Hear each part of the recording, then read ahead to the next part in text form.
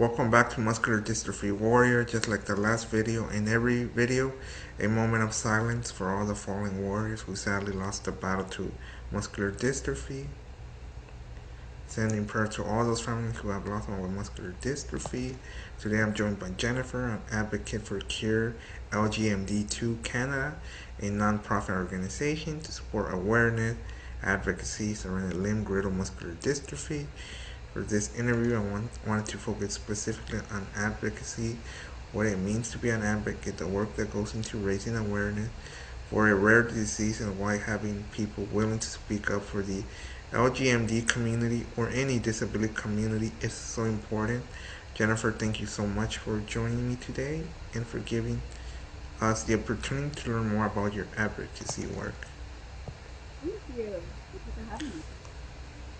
I will start off with, to start off, can you tell us a little about yourself and how you became involved with Cure LGMD2 Canada? Yeah, of course. I am a mother of two children. Mm-hmm. My son is 10 and my daughter is 5. They are both living with LGMD2I9. We're almost actually at our 4-year, I guess, anniversary since Mm-hmm. diagnosis for my son, which upon his diagnosis, we learned about how a recessive condition exists likely could impact my daughter, who has potentially neuromas. And unfortunately, she too has the same diagnosis as my son. At that time, upon the diagnosis, we weren't given a lot of hope. Right. We Mm-hmm. were given we were told there were no clinical trials. Um, I think that was meant as there were no clinical trials here in Canada. But luckily, I went into research mode. I scoured the internet trying to find any information. And I Right. started to gain some hope. I thought, you know what, there are trials. There is a community. And once I met some of those people living with this condition, it really put me into that advocacy world. I wanted to share things. I wanted my children to understand the condition and meet other people living with it to give them a connection and some more understanding. And that's kind of where everything took off.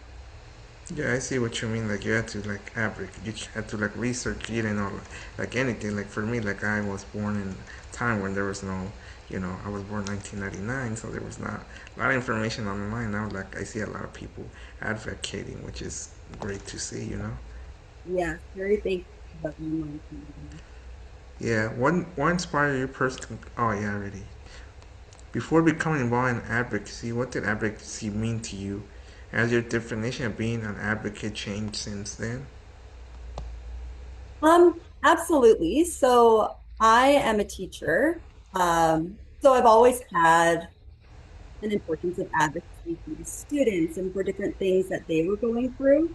But in Right. my life, personally, I never really had to advocate. I never felt like I couldn't be heard or seen. So this has taught me so much.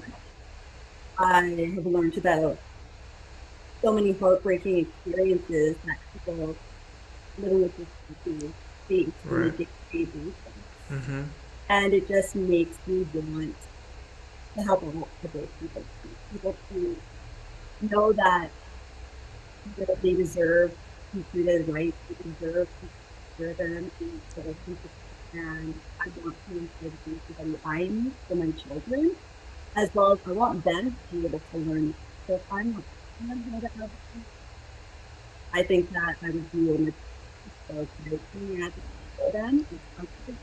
They're learning. I can even hear my son speaking to other people, and he's already learning that piece at 7 years old, and it's really beautiful.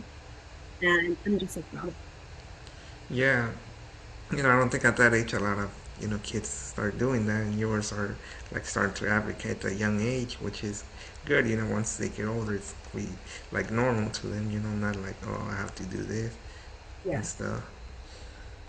What does your advocacy work with Cure LGMD2 Canada typically involves? Like, what do you do? Like, to raise awareness, fundraise or whatever you guys, all the events you guys do, like what do Yeah. you do? Our main piece is education. That's so important to me.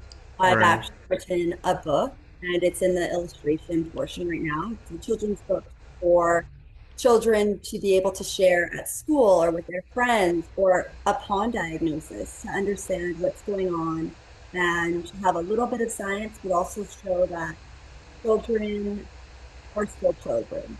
Things might look differently, but they deserve the inclusion. They deserve to be played the way that they can play. They deserve to take breaks when we need them and not be touched. And that piece would be so important to me because my son already has experienced being left out because of that. And I hope that through having educational pieces that's cool for them and others, people can learn to understand at a young age all different. And it doesn't mean that if you can't do whatever you can, understood it, look a little.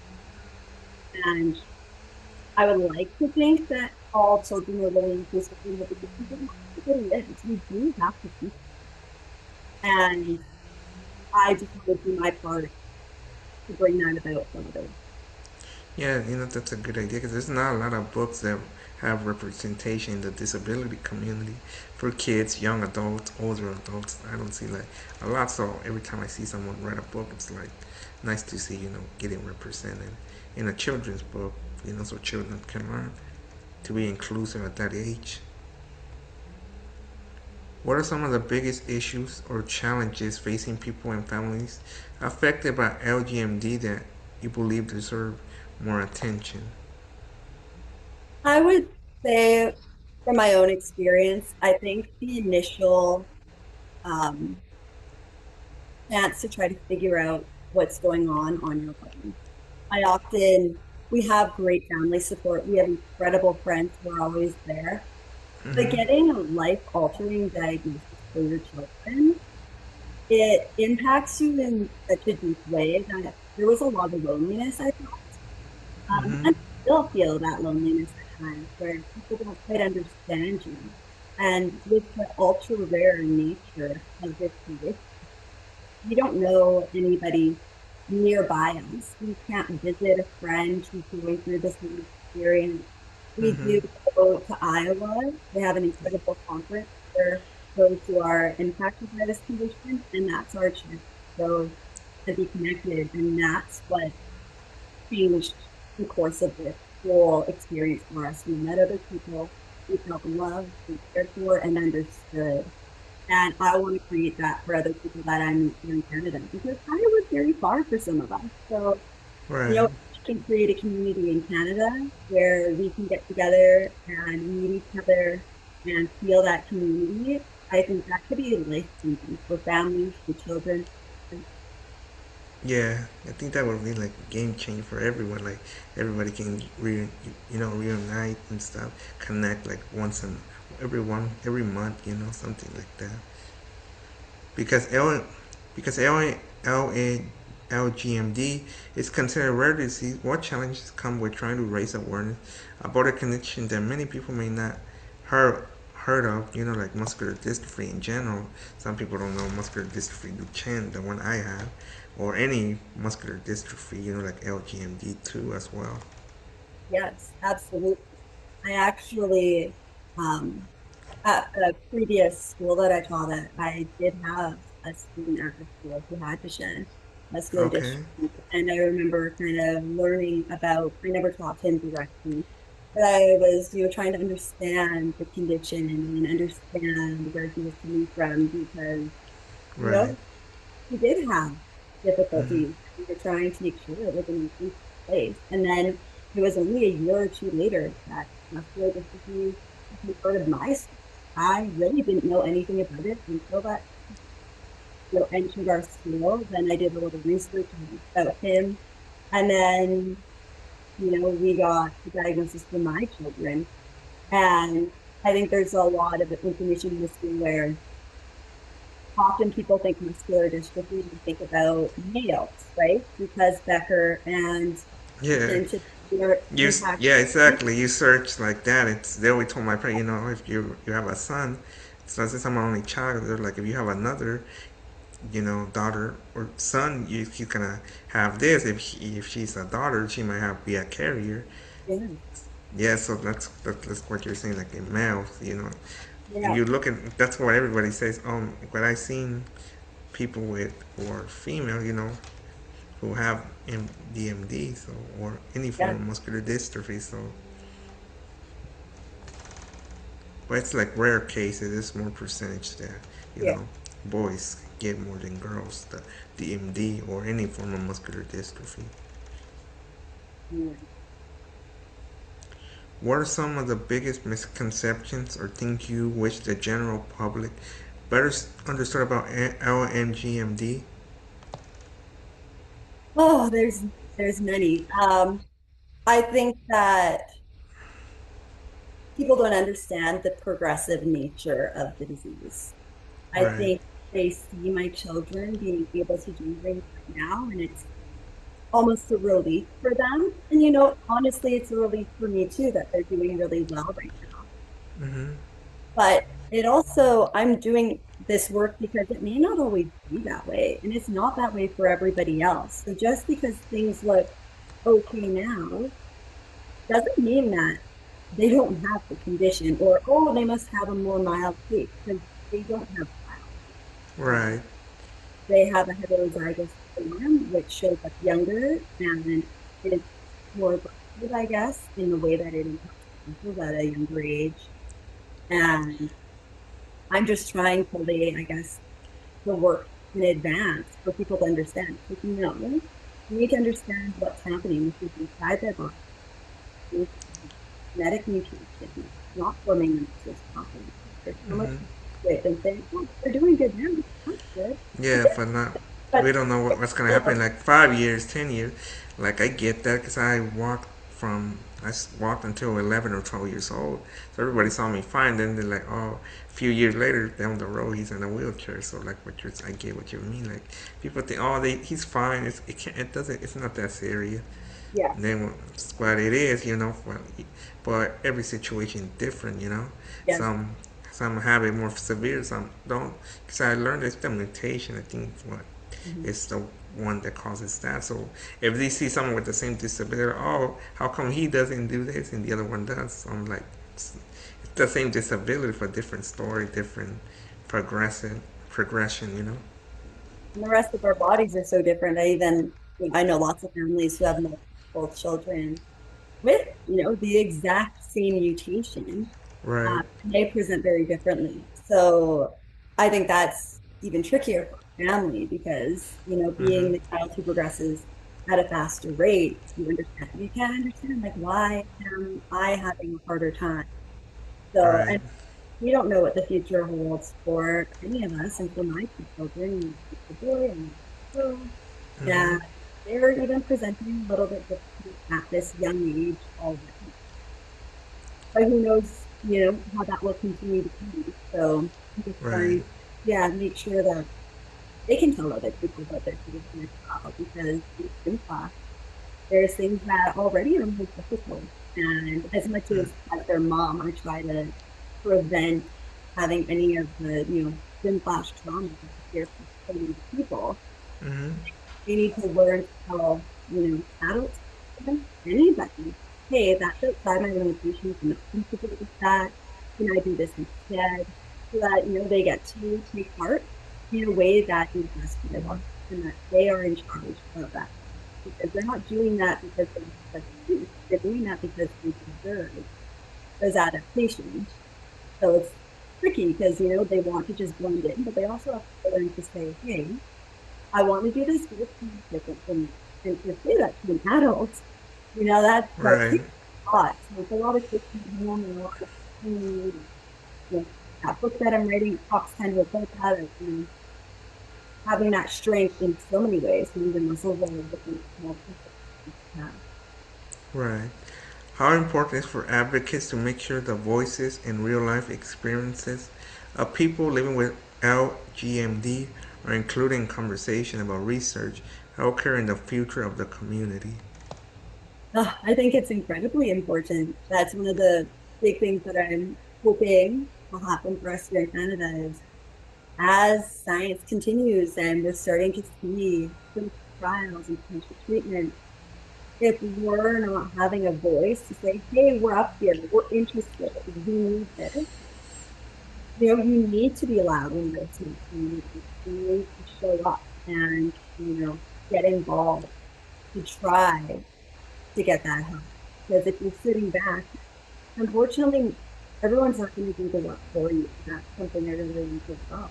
I need to share my story. I need to let other people know what's out there for supports that we have right now, what we're working with, and to, get on the registry. Make sure that your case is in the researchers and to connection so that if there is something, you might, have a chance to be in a trial.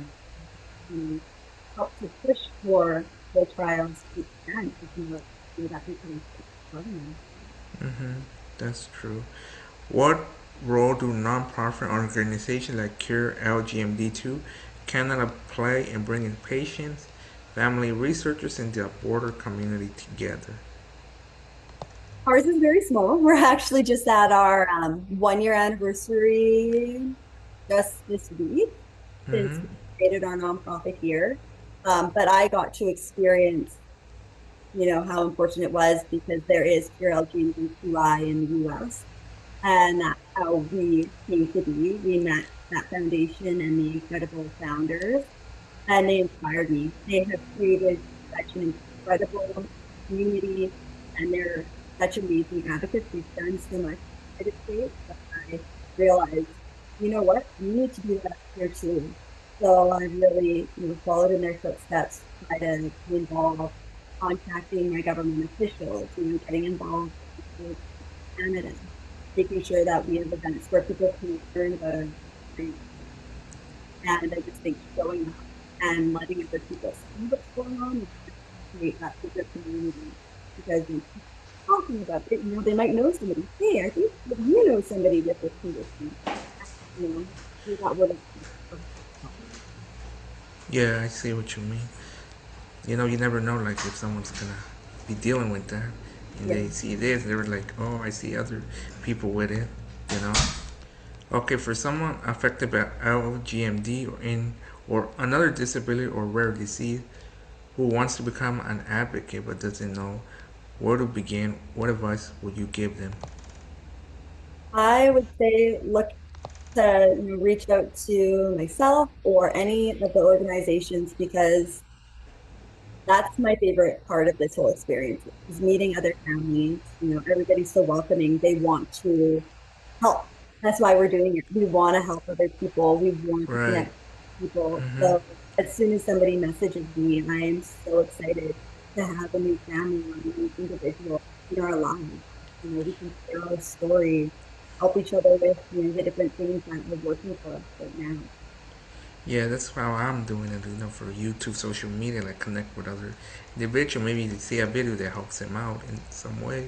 Even helps like society who doesn't really understand muscular dystrophy, or by doing these interviews, understand like others' disabilities, their story and stuff. Alright, final question. Finally, when you look towards the future, what changes do you hope your advocacy in the work for Cure LGMD2 Canada can help create for the LGMD community? I know that you say it's small. Like, what do you hope like for the future? Yeah. Well, I hope to be able to connect with people across that we can get together and, even if we're all connected together, people on the west part of the country, central, east coast, people can get together and get to know each other. I also think that it just creates a visibility because when people sit together, I I think that seeing that as a group together and we're united and we stand together to hope that our treatments are passed down to the United States. It takes years. It's for us to access them in Canada. To us drivers who our government works and to be like every day is so important for us. Right. And if we're waiting 5 years, that's impossible. There's so much friction. Yeah, I know. Like So every year progresses something. 5 years. It's like to me, it's like we don't. There's not like time to no, really there is. hesitate. There's not like time to hesitate. I know Yes, people. Yeah, but people probably don't really think about it because they're not in that situation. Like yourself, myself, living with muscular dystrophy, Duchenne. It's like correct. we don't have time. To hesitate. Might as well just keep trying to make it go the process go faster. But sometimes we can't. Sadly. Yeah, it's hard because you want time to slow down in order to Hmm. get treatment. And there's milestones every year on my children's birthday, like a joyful moment. But I'm always having such a, you know, rough day later. And I'm thinking about they're 1 year older, they're 1 year further for birth. And I just want, my confidence, but it's just that in practice, make sure that whatever going through heard, we're going to let people know that can't wait. Take treatment now. We all deserve this thing. What they're taking can be, and how can it be all of this like, things and different things from this to be released? Right. Jennifer, thank you so much for taking the time to join me and share more about your advocacy work at Cure LGMD2 Canada. Conversations like this are important because advocacy can help bring more attention to rare disease, amplifies the voices of people living with LGMD or any disability, and create a stronger sense of community for individuals and family. I really appreciate the work you're doing, everything you shared with us today. Thank you again for being part of Muscular Dystrophy Warrior. And like always, guys, MD Warrior out. Until next time.